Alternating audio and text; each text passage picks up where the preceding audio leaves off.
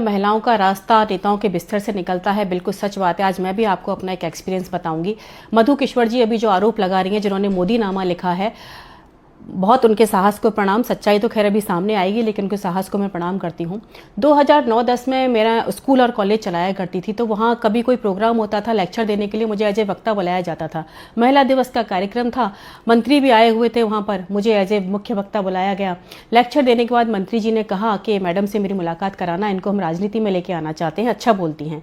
उन्होंने कहा मैडम राजनीति में आप आओगे? मैंने कहा मेरी कोई दिलचस्पी नहीं है राजनीति में आने की। उन्होंने कहा अच्छे लोग नहीं आएंगे तो कैसे बात बनेगी?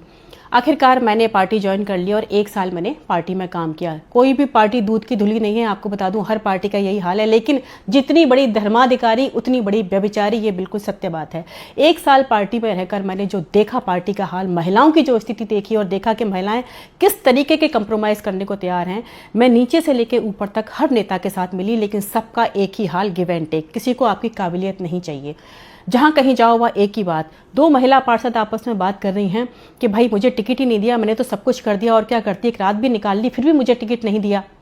हमने कहा इस बल पे राजनीति में आओगी? तो उन्होंने मुझे कहा तो क्या तुम सोचती हो काबिलियत के दम पे या महिलाओं को भेजा जाता है? नहीं भाई, महिलाओं की काबिलियत किसी को नहीं चाहिए होती है, वो तो उसके लिए तो पुरुष ही बहुत हैं।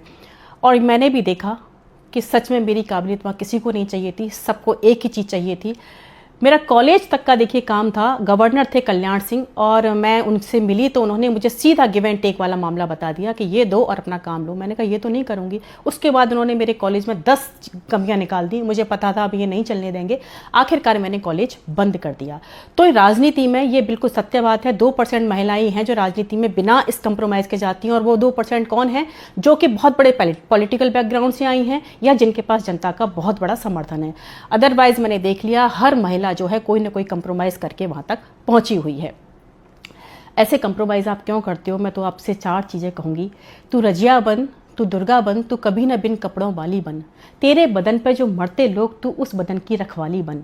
तू हर घर की इज्जत, तू हर घर की आन है, तू नहीं अय्याश मर्दों की शान है। तू पैसे पर मत नाच, तू पैसा बरसाने वाली देवी बन। नाचना बुरी बात नहीं है, वो भी एक कला है, पर तू इन जल्लादों को नचाने वाली बन।